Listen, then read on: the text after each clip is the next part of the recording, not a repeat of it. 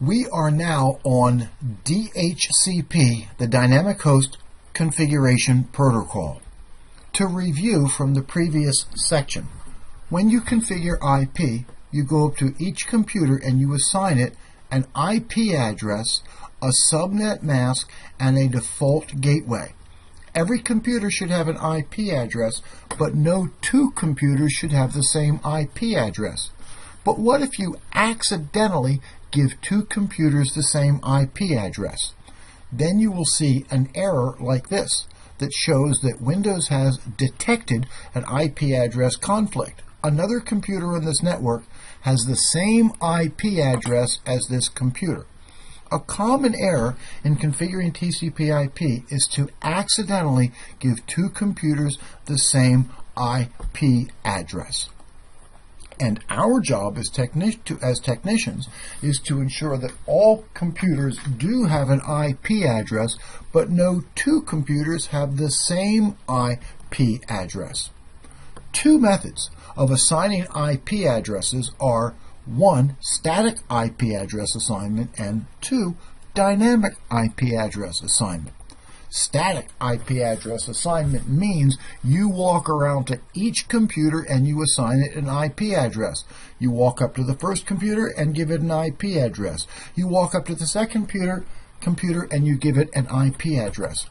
CCBC has 5,000 workstations, so the problem of manually assigning IP addresses, especially when you have a large number of computers, is that it can be incredibly labor intensive.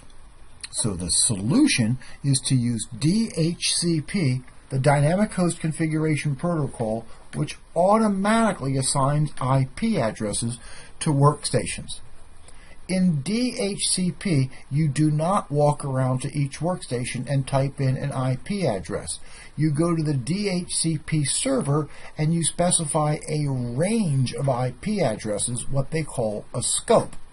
And then when the DHCP client powers up, it sends a signal to the DHCP server, and the DHCP server pushes down the first available IP address.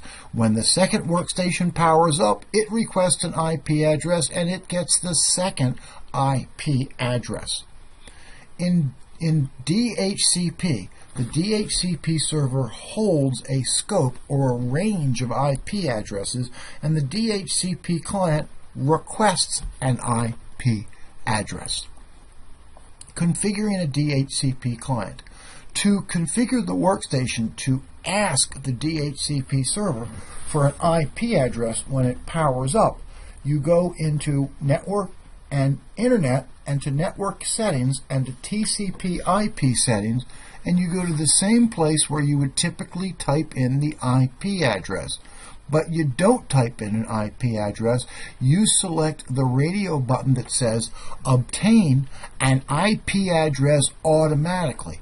And that way, when you turn the computer on, it sends a signal to the DHCP server, and the DHCP server pushes down an IP address. Methods of assigning IP addresses include static IP address assignment, where you manually assign an IP address to each workstation, or dynamically, whereby the DHCP client requests an IP address from the DHCP server, which issues IP addresses. Now, let's talk about automatic private IP addressing. If the DHCP client, typically a DHCP client, requests an IP address from the DHCP server. But if the DHCP server is down, the DHCP client is not going to get an IP address. So what the DHCP client does when it cannot hit a DHCP server is it generates a temporary IP address. When a DHCP server fails, the workstation generates a temporary IP address, and it is in the format of 169.254.x.y, where x and y are randomly generated numbers.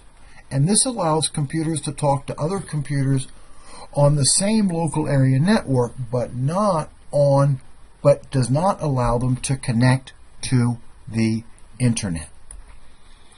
If we type ipconfig on a computer and we see that it has an IP address of 169.254.something.something, then we know that this computer is a DHCP client, but it could not hit a DHCP server, so it generated a temporary IP address. If the workstation cannot hit a DHCP server, it generates a temporary IP address, and every 5 minutes it tries to hit the DHCP server just in case it has come up. Now, if you bring up the DHCP server yourself and you just can't wait the 5 minutes that it takes for the workstation to re-request an IP address from the DHCP server, you can cause the workstation to immediately request an IP address from the DHCP server using the ipconfig /renew command. If you go to the command prompt and you type ipconfig /renew, it causes the workstation to request an IP address from the DHCP server. In summary, methods of assigning IP addresses include manually walking around to each computer and typing in an IP address, or dynamically using the dynamic host configuration protocol. And if the dynamic host configuration protocol fails, the workstations can assign themselves temporary IP addresses using the automatic private IP addressing protocol. And this concludes our section on the dynamic host configuration protocol.